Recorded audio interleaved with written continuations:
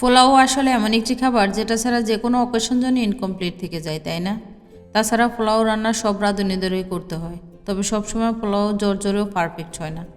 তাই আপনাদের জোরে পোলাও রান্নার কিছু টিপস ও ট্রিক্স শিখিয়ে দেব। বাই দ্য ওয়ে, আমি জেসমিন ডেইলি কুকিং ডিশে আপনাদের আরও একবার স্বাগত জানাই। এই চ্যানেলে নতুন হয়ে থাকলে চ্যানেলটি অবশ্যই সাবস্ক্রাইব করবেন আর পাশে থাকা বেল বাটনটি প্রেস করে রাখবেন আমার পরবর্তী ভিডিও নোটিফিকেশন সবার আগে পাওয়ার জন্য। আর যদি অলরেডি সাবস্ক্রাইব করে থাকেন তাহলে অসংখ্য ধন্যবাদ আপনাকে। আমি পোলাও রান্নার জন্য 2 কাপ চিনি গুঁড়া চাল নিলাম। এখন এই চাল পরিষ্কার করে ধুয়ে পানি জড়িয়ে নেব। পোলাওয়ের চাল বেশি করে ধুতে হবে না, এতে করে এই চালের যে নিজস্ব একটা গ্রান থাকে সেটা কমে যায়। পোলাও রান্নার জন্য আমি প্রথমে কড়াইতে 4 টেবিল চামচ সয়াবিন তেল দিয়ে দিলাম। আর তেলটা যখন গরম হবে তখন দিয়ে দিব হাফ কাপ পরিমাণ পেঁয়াজ কুচি। এখন দিয়ে দিব 5টা এলাচ আর 2টা তেজপাতা। এলাচ এবং তেজপাতাটা আপনারা চাইলে পেঁয়াজের আগেও দিতে পারেন। পেঁয়াজটা যখন বেরেস্তা কালার হবে তখন এখান থেকে কিছুটা পেঁয়াজ তুলে নেব।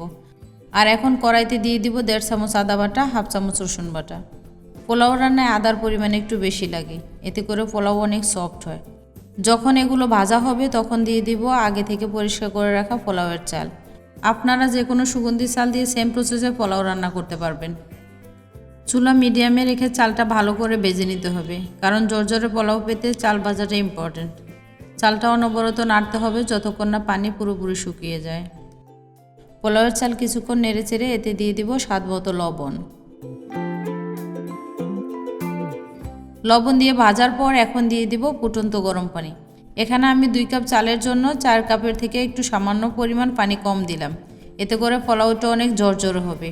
আপনারা পোলাওয়ে দুধ দিতে চাইলে এখানে পানি দ্বিগুণ না দিয়ে 3 কাপ পানি দিবেন আর হাফ কাপ তরল দুধ দিবেন। এখন আমি ঢাকনা দিয়ে ভালো করে বলক ওঠা পর্যন্ত অপেক্ষা করব। আরেকটা টিপস শেয়ার করছি, পানি দেওয়ার পর নেড়ে ছেড়ে লবণটা টেস্ট করবেন। যখন লবণটা স্বাভাবিকের চেয়ে হালকা বেশি মনে হবে তখন বুঝবেন টেস্ট পারফেক্ট আসবে।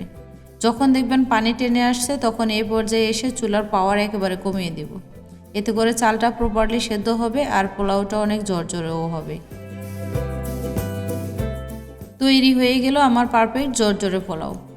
আপনারা চাইলে উপরে একটু ঘি ছড়িয়ে দিতে পারেন, এতে করে সুন্দর একটা ফ্লেভারও আসবে আর খেতেও মজা হবে। পরিবেশনের জন্য একদম রেডি। এখন দিয়ে দিব আগে থেকে তুলে রাখা পেঁয়াজ বেরেস্তা।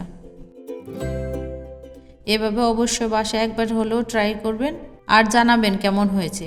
আপনাদের সাথে আবার দেখা হবে পরবর্তীতে অন্য কোনো রেসিপি নিয়ে। ততক্ষণ পর্যন্ত সবাই ভালো থাকবেন, সুস্থ থাকবেন। আল্লাহ হাফেজ।